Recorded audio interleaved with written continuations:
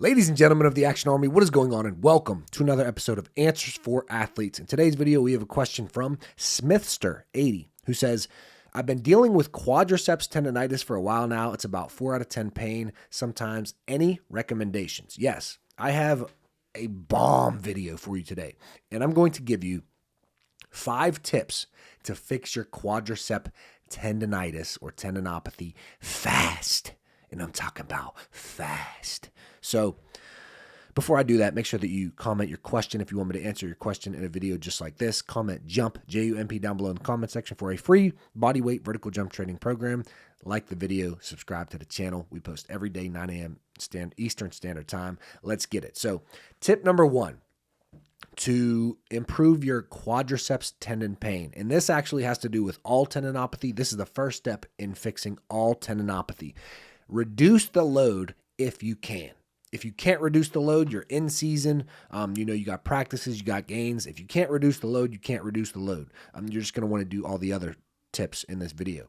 But if you can reduce the load, the first step in really helping your knees feel better or any tendinopathy feel better is reducing the load. So stop doing all the shit you're doing right now and go back to the foundation. You got to build the foundation first and then work your way back up. And your tendons hate huge spikes in load. So you don't want to go back to the foundation for, a couple weeks and then go back to what you were doing. You want to go back to the foundation and then slowly build your way back up to what you were doing previously. And if you slowly build up properly, never pushing past 3 out of 10 on the pain scale, you will eventually get back to what you were doing now, the load, everything that you're doing now without the pain, if you properly progressive overload your way back there. So tip number 1, reduce the load if you can. Tip number 2 is very specific to quadricep tendinopathy itself. So a lot of people out there have quadricep tendinopathy and they're doing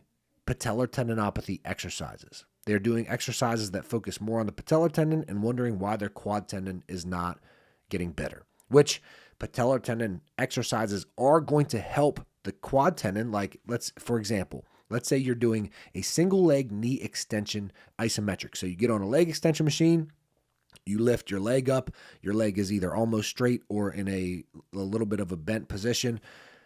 That is going to be focused on your patellar tendon, not your quad tendon. To focus on your quad tendon, you need to be in a deeper knee bend position. So tip number 2 is deep isometrics, deep knee bend isometrics. So you have to start shallow at first. You have to never do isometrics that are going to hurt your knees even more, right? You always have to follow proper load management.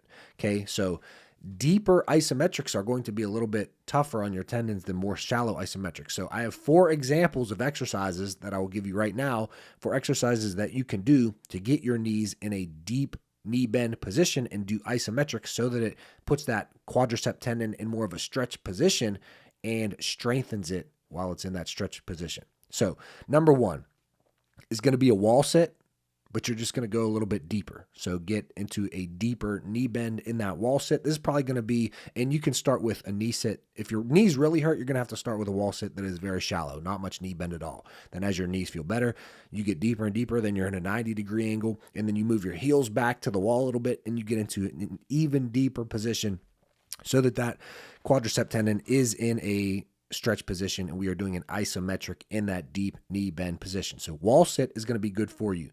Then number 2, a deep leg extension isometric. So just like I said, you get on a leg extension, instead of lifting your leg all the way up to almost straight or slightly bent, you're going to keep your knee bent all the way. So you're going to get on that leg extension. You're only going to lift it off about 1 to 2 inches. Now, it's going to need to be a lot heavier because it's barely any range of motion. You can go a lot heavier than, lifting your leg all the way up to focus on the patellar tendon. So load the weight up a little bit more, and you're going to want to hold that isometric for 45 seconds to 2 minutes. I'm not stuck. Listen, a lot of coaches are stuck on 45 seconds. A lot of coaches, when they do isometrics, are stuck on 45 seconds. Ain't nothing wrong with going to 2 minutes. Okay.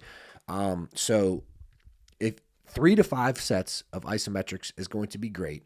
But if you're doing 2 minutes, you might only want to do 3 sets. So, but for me, oftentimes when I was fixing my quadriceps tendinopathy, which my left knee, I had patellar tendon pain, my right knee, I had patellar tendon pain and quadricep tendon pain, but much more quadricep tendon pain. I was hitting 3 sets of 2-minute ISOs instead of 5 sets of 45-second ISOs. But sometimes I'd flip-flop, kind of depending on what I was feeling that day. But anyways, we got deeper wall sits. We have deep leg extension isometrics, only lifting it up 1 to 2 inches and holding that. Then we have a reverse Nordic is going to be good. I know a couple coaches, there's other coaches out there who really like reverse Nordics for quad tendon pain. These can be good. So get on a mat, hit a reverse Nordic ISO. Reverse Nordics, those for 2 minutes is going to be a little bit more brutal, sometimes on your lower back. But yeah, so reverse Nordic, 45 seconds to 2 minutes, 3 to 5 sets is going to be good depending. And then this one, once my quad tendon started getting, better, this was the saving grace for me. And it's an exercise that I'm sure somebody out there has, figured it out before me, but I kind of found this on accident. But this is what really helped me get past my quadriceps tendon pain. So one day I'm in the gym and I'm thinking to myself, like, I need my knee and I need my quad tendon in a stretch position. I need to be deep knee bend. What can I do? And I'm just messing around. I didn't feel like doing the same old isometric. So I hit a tiptoe squat hold.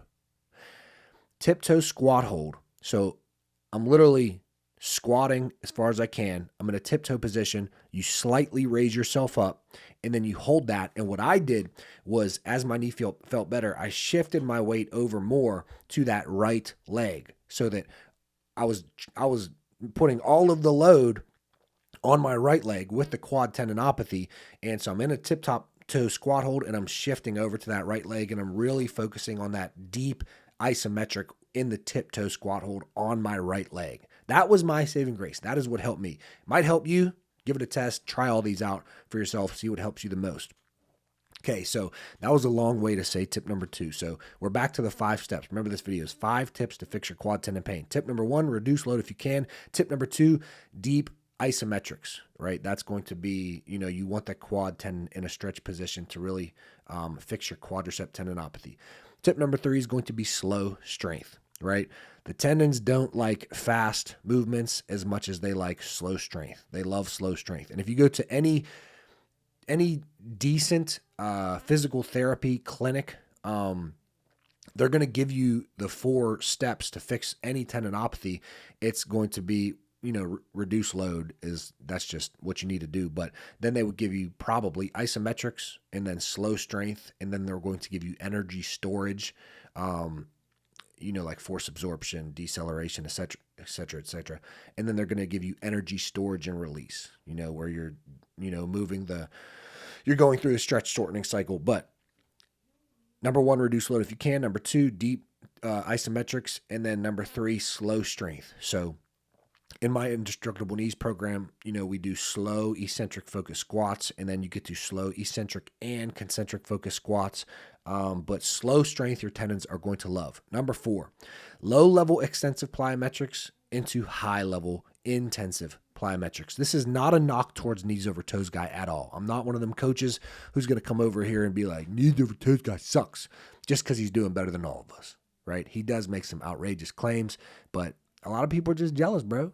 It's kind of like hand in hand. But when I looked at knees over toes guy's program, which was a long time ago, so he could have added stuff. My biggest reasoning for why the biggest flaw in his knee program was the lack of plyometrics and jumping. So his program was going to be great for the general population to fix their knee pain. But for athletes, for jumping athletes, you have to reintroduce them to jumping, to plyometrics, to sport. So tip number 4 is you want to start with low-level extensive plyometrics, right? This can be very light skipping, very light jogging, very light backward running. This could be, very light line jumps, very light pogo jumps for a minute, 2 minute, low-level jump rope. You need to go from that low-level extensive plyos into high-level intensive plyos. You need to work your way from, essentially, same thing is strength. Same thing as isos. Start light and work your way to more intense, right? And every single exercise you do, base it off your pain. Ow, that hurts. Let me not do that. Let me scale it back. Oh, that feels good. Let me scale it up. It's actually somewhat simple. So that's number 4, low-level extensive plyos to high-level intensive plyos. And number 5, add your sport slowly, right?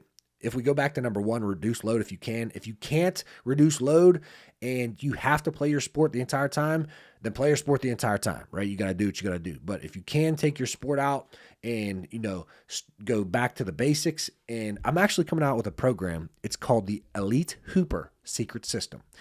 I already have the vertical jump secret system.